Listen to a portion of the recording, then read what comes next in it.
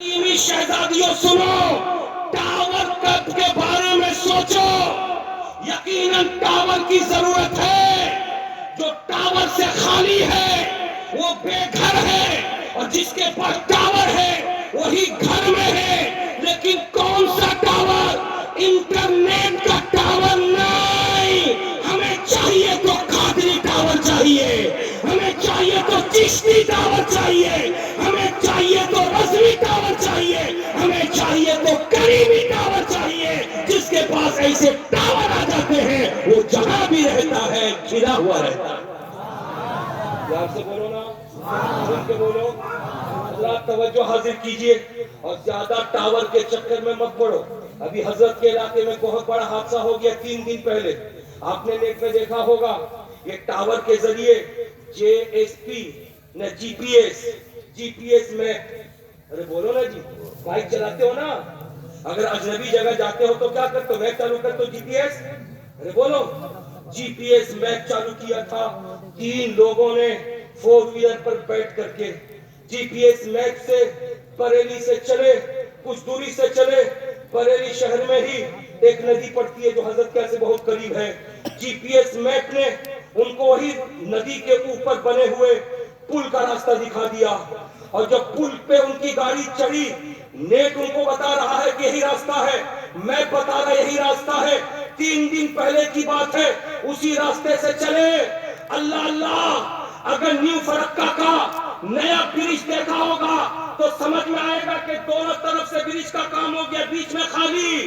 اس پل کا وہی حال تھا. اللہ اللہ، اسپیڈ 120 کی اسپیڈ سے رات کے اندھیرے میں 3 لوگ ایک ہی گھر کے جو 4 ویلر سے چلے تو وہ پل مکمل نہ ہوا تھا، وہ پل انکمپلیٹ تھا، وہ پل بالکل بیچ سے کٹا ہوا تھا. ان کی اسپیڈ گاڑی ندی میں جا کر کے گری اور وہاں جا کر کے وہ تینوں کے تینوں جاں بحق ہو گئے، تینوں کے تینوں دیکھ کر گئے. یہ ہے نیٹ ورک، جو نیٹ ورک آپ کو دھوکہ بھی دے سکتا ہے جیسا کہ ابھی دیا. لیکن الحمدللہ مصطفیٰ جان رحمت کے جو غلام نبی کون و مکان سے فیضان لے کر کے پوری دنیا میں بات رہے ہیں، ان سے قریب ہو کر دین سیکھ لو، مذہب سیکھ لو. وہ نیٹ ورک کبھی دھوکہ نہیں دے گا. جو صدیق اکبر کی صداقت پہ چلا وہ کبھی دھوکہ نہ کھایا. جو فاروق کی عدالت کو اپنایا وہ کبھی دھوکہ نہیں کھایا. جو عثمان کی سخاوت کو اپنایا وہ کبھی دھوکہ نہ کھایا. جو علی کی شجاعت کو اپنایا وہ کبھی دھوکہ نہ کھایا. جو حسین کی شہادت کو اپنایا وہ کبھی دھوکہ نہ کھایا. جو غوث کی غوثیت کو اپنایا وہ کبھی دھوکہ نہ کھایا. جو خواجہ کی خواجگیت کو اپنایا وہ کبھی دھوکہ نہ کھایا. اور ایک کلیمی شہزادوں، تمہارے پیر و مرشد سامنے بیٹھے ہیں. سرکار غلامی آئے، فیضان لینے والے لیتے رہے، کبھی دھوکہ نہ کھائے. سرکار مسرور آئے، فیضان لینے والے لیتے رہے، کبھی دھوکہ نہ کھائے. اور خواجہ مسعود ملت بیٹھے ہیں، فیضان بانٹ رہے ہیں. جو صرف دن سے لیتا رہے گا یقینی طور پر ہر موڑ پر وہ کامیاب ہوتا ہوا نظر آئے. پیار سے بولو سبحان اللہ. تو حضرات میں آپ کے سامنے یہ کہہ رہا تھا کہ گھر میں قرآن ہے. ارے بولو بھائی، گھر میں، پیار سے بولو، گھر میں قرآن ہے. اس قرآن کو کھول کر کے پڑھنے کی ہمیں توفیق نہیں ہوتی، لیکن شکایت زبان پہ رہتی ہے. اتنا کماتے ہیں، برکت نہیں ہے. روزانہ 1200-1400 کی کمائی ہے، پھر بھی برکت نہیں ہے. آپ الگ کماتے ہو، روتے ہو. ماں تمہاری کمائی پر الگ روتی ہے، بہن تمہاری کمائی پر الگ روتی ہے، بیوی اب تمہاری کمائی پر الگ روتی ہے. میں ماں بہنوں کو متوجہ کر کے یہ کہنا چاہوں گا، یہ تمہارا بیٹا پسینہ بہاتا ہے، یہ باہر کام کرتا ہے. یہ تمہارا شوہر باہر کام کرتا ہے، یہ تمہارا بھائی باہر کام کرتا ہے. یہ جافشانی برداشت کرتا ہے، تکلیف برداشت کرتا ہے، پسینہ بہاتا ہے، وہ محنت کرتا ہے. اگر تم اس کی کمائی میں برکت چاہتی ہو تو گھر میں پیسہ بھیجتا ہے تو صرف اور صرف موبائل پھیر کے، نیٹ ورک چلا کے، سیریل دیکھ کے اپنا وقت برباد نہ کرنا. نماز کی پابندی کر کے، روزانہ قرآن کی تلاوت کر کے اپنے بیٹے کی کمائی کی برکت کی دعا کرنا، شوہر کی کمائی کی برکت کی دعا کرنا، باپ کی کمائی کی برکت کی دعا کرنا. میں یقین کامل کے ساتھ حضور خواجہ مسعود ملت کو گواہ بنا کر اعلان کرتا ہوں،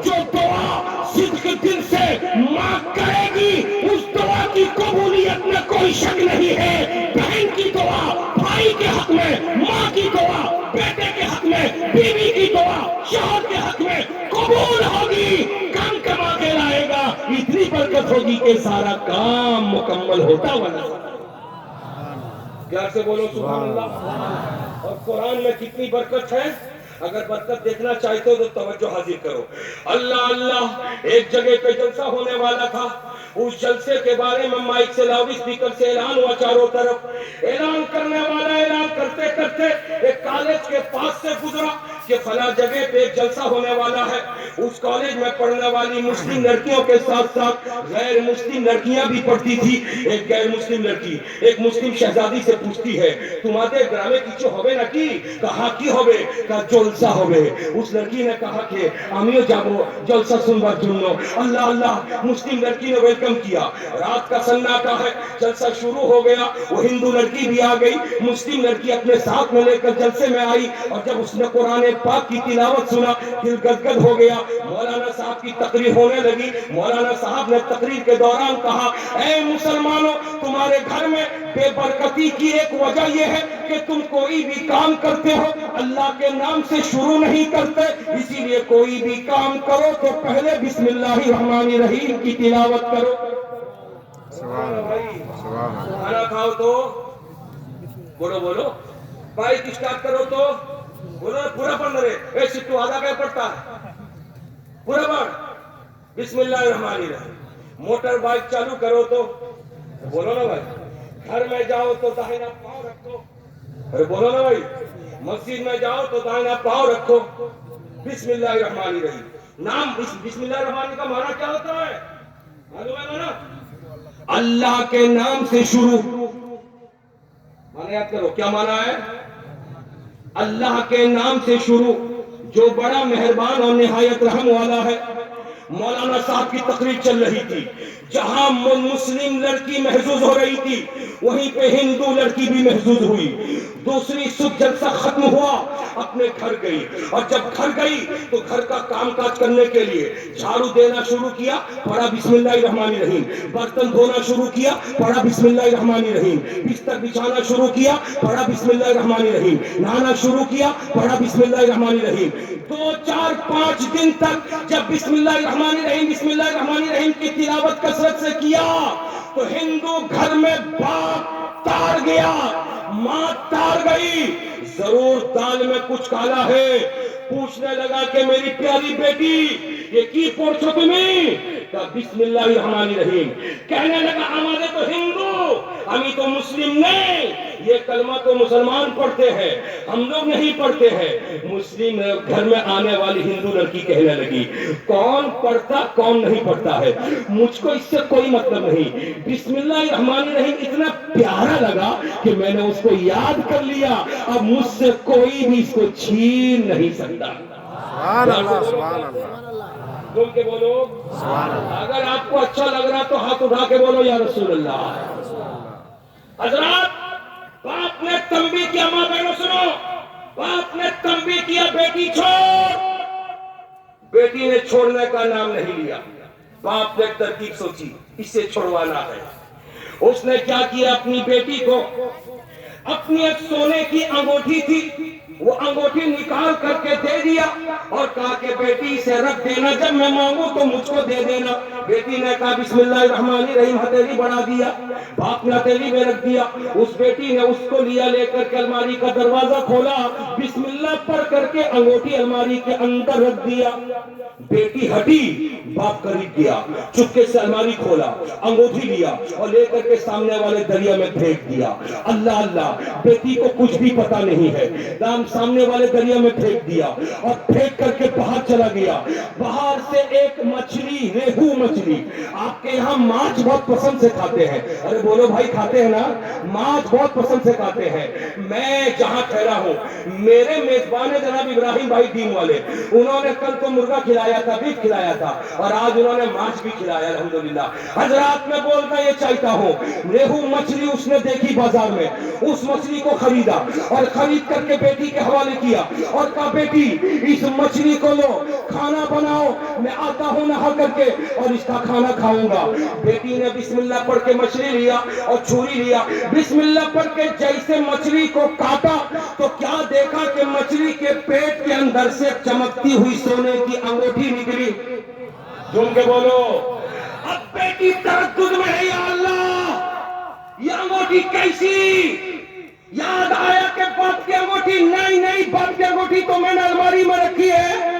توڑی ہوئی گئی, الماری کھولا, دیکھا جگہ خالی ہے, انگوٹھی نہیں ہے.